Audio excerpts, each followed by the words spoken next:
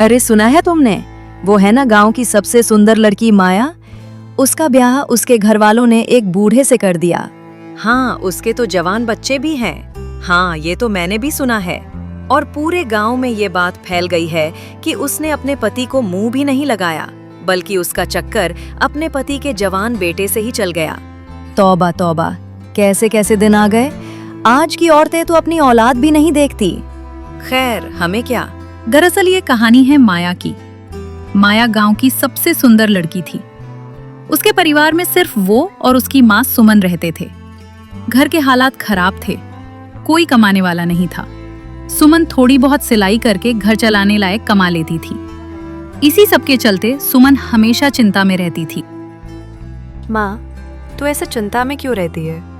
सदा चिंता करने से तेरी तबीयत भी खराब हो जाती है। हमारे पास तो दवाई के लिए पैसे भी नहीं होते, फिर तू इतना क्यों सोचती है? इसलिए तो इतना सोचती हूँ बेटी, हमारे सर पर कोई नहीं है जो हमारा खर्चा उठा सके, हमारे बारे में सोच सके। माँ, मैं हूँ तो मैं करती हूँ ना काम। जितना भी मुझसे होता है थोड़ी बहुत सिलाई करके घर में खाना पकाने लायक मैं कमा लेती हूँ। सिर्फ खाने से जीवन नहीं कटेगा बिटिया। तेरे से छोटी गांव की सारी लड़कियों की शादी हो चुकी है, एक तू ही है जो अभी तक कुंवारी बैठी है। हमारे पास तुझे देने को कुछ नहीं है, इसलिए कोई तेरे इतने सुंदर होने के बावजूद भी तुझसे ब्याह नहीं करता। बस यही चिंता मुझे खाई जा रही है। ब्याह भी हो जाएगा माँ, इतना सोचा कर। भगवान ने मेरे लिए भी किसी को तो बनाया ही होगा ना। हाँ बिटिया, सही बोल रही है। बस मेरी ये चिंता और मिट जाए। मिट जाएगी माँ। चल अब सो जा, रात बहुत हो गई है। ये चिंता तो माया को भी थी। हर कोई उसे कुंवारेपन का ताना देता था। शादी ना होने पर उसे रोजाना लोगों के ताने सुनने पड़ते थे।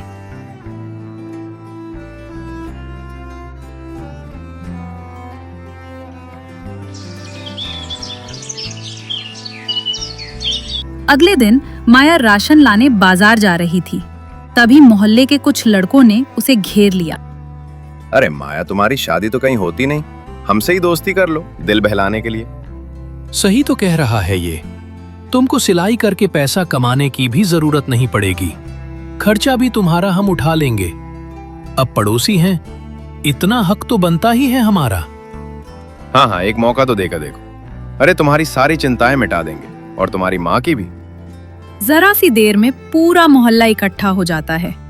ये सब देखकर माया काफी घबरा जाती है। देखो, मुझे जाने दो। मेरी माँ मेरा इंतजार कर रही होगी। भगवान के लिए मुझ पर दया करो। ऐसा क्यों कर रहे हो? अरे अबला नारी बनने का ड्रामा क्यों कर रही है? जब तेरी माँ तेरा ब्याह नहीं करती तो ये लड़के तो तुझे छेड़ ही ना। इसमें इनकी क्या गलती है? सही कहा बहन जी, अपनी सुंदरता का फायदा उठाती है ये माया। ऐसे सज धज के बाहर निकलती है, लड़के तो पागल होंगे ही। और नहीं तो ना, इसे शर्म है ना इसकी माँ को। तभी तो इसकी माँ इसकी कमाई खाती है, इसलिए इसकी शादी भी नहीं करती, उल्टा बाजार भी इसी को भेजती है। सही कहा, अगर इसे बाहर नहीं भेजेगी तो लड़के लट्टू कैसे होंगे? तौबा तौबा, पूरे मोहल्ले का नाम खराब कर दिया है इन माँ बेटियों ने। ये सुनकर माया रोने लगती है। वो लड़के उस पर हंस रहे थे और पूरे मोहल्ले की औरतें और आदमी उसे ही गलत बोल रहे थे। दूर खड़ी उसकी माँ ये सब देख रही थी। मेरी बेटी के साथ इतना सब कुछ हो रहा है, मैं अगर इन लोगों को चुप करने गई तब ये माया का जीना और मुश्किल कर देंगे। नहीं, मैं अब ये सब और बर्दाश्त नहीं कर सकती, मुझे कुछ करना होगा। सुमन सीधा घर आ जाती है। जब माया घर आई तो रोते हुए अपनी माँ को सब सच बता देती है। ये लोग ऐसा क्यों कर रहे हैं मेरे साथ माँ? क्या जिस लड़की की शादी नहीं होती उसका समाज में रहने का कोई अधिकार नहीं होता? ये दुनिया ऐसी ही है बिटिया, जितना कोई दबता है उसे उतना ही दबाया जाता है, और जिसके सर पर कोई नहीं होता उसका दुनिया ऐसा ही तमाशा बनाती है। मैंने देखा वो सब जो तेरे साथ हुआ, मैं वहीं थी बिटिया। माँ, अगर तू वहाँ थी तो मुझे बचाने क्यों नहीं आई? क्यों उन लोगों को कुछ नहीं कहा? क्योंकि मेरे बोलने से भी उनके मुंह बंद नहीं होते बिटिया, इसलिए अब मैंने सोच लिया है मुझे क्या करना है। तभी उन लोगों के मुंह बंद होंगे। मैं बाहर जा रही हूँ, थोड़ी देर में आ जाऊंगी। लेकिन माँ, तू कहाँ जा रही है और कैसे होंगे इनके मुंह बंद?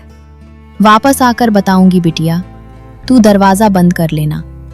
सुमन सीधा घर से निकल जाती है और माया सोच में पड़ जाती है। उधर सुमन चलते चलते गांव के एक जमींदार सेठ विक्रम सिंह के घर जाती है और सेठ विक्रम सिंह के सामने अपने हाथ जोड़ लेती है। मदद कीजिए सेठ जी, बड़ी उम्मीद लेकर आई हूँ आपके पास। तुम यहाँ सुमन? कहो कैसी मदद चाहिए तुमको? आप मेरे पति के मित्र थे, आपने हमारी बहुत बार मदद की है। आप तो जानते ही हैं, माया बिटिया का विवाह कहीं नहीं हो पा रहा है क्योंकि हमारे पास देने को धन नहीं है। तो क्या तुम मुझसे धन मांगने आई हो? नहीं सेठ जी, आपको याद है आपने कुछ समय पहले एक रिश्ता बताया था। मैं उसी घर में अपनी माया का ब्याह करने को तैयार हूँ। आप एक बार उनसे बात कर लीजिए। लेकिन तुमने तो वो रिश्ता ठुकरा दिया था। अब ऐसा क्या हो गया जो वो रिश्ता करना चाहती हो? बहुत बड़ी मजबूरी है सेठ जी, भगवान के लिए मदद कीजिए। उन लोगों से बात कीजिए और बारात लाने को कहिए। सुमन सेठ विक्रम सिंह को मोहल्ले में हुई सारी बातें बता देती है। ये सब तो बहुत गलत हुआ माया बिटिया के साथ, लेकिन क्या तुमने उस रिश्ते के बारे में माया बिटिया को बताया है? क्या वो तैयार है इस रिश्ते के लिए? ऐसा तो नहीं कि वो रिश्ते को मना कर दे, नहीं तो मेरी बेइज्जती हो जाएगी। नहीं सेठ जी, माया को मनाने की जिम्मेदारी मेरी है। आपकी इज्जत को कोई आंच नहीं आएगी, आप बेफिक्र रहिए। फिर ठीक है, आज से ठीक 6 दिन बाद बारात आ जाएगी। बस तुम माया बिटिया को तैयार रखना। आपका बहुत बहुत धन्यवाद सेठ जी, आपकी वजह से मेरी सबसे बड़ी चिंता दूर हो जाएगी। मैं चलती हूँ, बहुत सारी तैयारियां करनी है। सुमन घर आ जाती है। उसे इतना खुश देखकर माया पूछती है, तू आ गई माँ? मैं कब से तेरा इंतजार कर रही थी। वैसे तू इतनी खुश क्यों है माँ? ऐसा भी क्या हो गया? हाँ बेटी, बात ही ऐसी है। मैंने तेरा रिश्ता पक्का कर दिया है। आज से पूरे 6 दिन बाद तेरी बारात आएगी, तेरी डोली उठेगी। अब देखना, सबके मुंह बंद हो जाएंगे। ये सुनकर माया के होश ही उड़ जाते हैं। उसे तो जैसे यकीन ही नहीं आता। पहले ये बता माँ, बिना धन मांगे कोई मुझसे ब्याह करने को तैयार कैसे हो गया? तू अच्छे से जानती है ना, गांव का कोई भी इंसान बिना धन के मुझसे ब्याह करने को राजी नहीं है। तू सही कह रही है, अभी तक कोई राजी नहीं था, पर अब एक इंसान है जो तुझसे बिना धन के भी ब्याह करेगा। तू अब अपनी माँ पर भरोसा रख, तेरे लिए सब अच्छा होगा। पर माँ, मेरा ब्याह होगा किससे? एक बार बता तो सही। जल्दी बताऊंगी, तू ज्यादा सोच मत। बस अब तू अपने ब्याह की तैयारी शुरू कर दे। इतना बोल उसकी माँ काम में लग जाती है और माया की तो खुशी का ठिकाना ही नहीं रहता। मैंने तो उम्मीद ही छोड़ दी थी कि कोई मुझसे ब्याह भी करेगा। हे भगवान, तेरा लाख लाख धन्यवाद। अब मैं भी एक इज्जत की सफल जिंदगी जी पाऊंगी। अगले दिन होते ही सुमन ने पूरा मोहल्ला इकट्ठा कर लिया और चिल्लाकर बोली, सुनो सुनो, सब सुनो, इधर आओ सब। अरे ऐसा भी क्या हो गया बहन? सब ठीक तो है ना? चिल्ला तो ऐसे रही हो जैसे तेरी माया का ब्याह होने वाला है। बताती हूँ, सब बताती हूँ।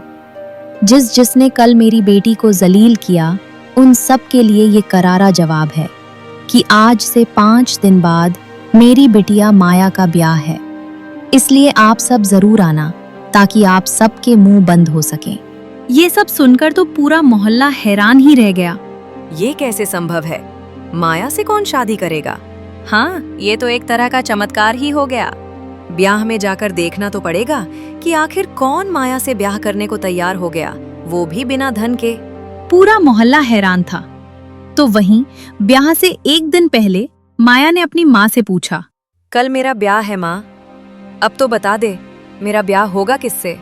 ठीक है, बताती हूँ, पर तुझे ये ब्याह करना ही होगा क्योंकि पूरे मोहल्ले में चिल्ला चिल्ला कर मैंने तेरे ब्याह के बारे में सीना ठोक कर बोला है। अगर ये विवाह नहीं हुआ तो मैं मर जाऊंगी, खुद ही जान ले लूंगी। तभी सुमन जो बताती है उसे सुनकर माया के होश उड़ जाते हैं। उसे अपने कानों पर यकीन नहीं आता। इतना बड़ा धोखा? माँ, मुझसे एक बार पूछा भी नहीं। ये तूने सही नहीं किया माँ, पर मैं ये ब्याह करूंगी। तेरी इज्जत पे आँच नहीं आने दूंगी। दुखी माया हालातों से मजबूर होकर अगले दिन वो शादी कर लेती है। पूरा मोहल्ला उसके पति को देखने आया तो सब लोग सोच में पड़ जाते हैं। मैं भी तो सोचूं कि आखिर कौन तैयार हो गया बिना धन के ब्याह करने को। लो बताओ, इस बूढ़े से शादी कर दी गांव की सबसे सुंदर लड़की की। अरे, इस आदमी को मैं जानती हूँ। इसका नाम सेठ प्रताप सिंह है। इसकी पहली पत्नी मर गई थी। इसके 2 जवान बेटे भी हैं। बड़ा बेटा आदित्य जो 18 साल का है और छोटा बेटा विराज जो 12 साल का है। और तो और सेठ प्रताप सिंह की एक बेवा बहन भी है जो सेठ प्रताप सिंह के पास उसके घर में ही रहती है। कहते हैं कि वही घर की मालकिन है। माया हालातों के सामने मजबूर थी। उसकी समझ में नहीं आ रहा था कि वो क्या करे।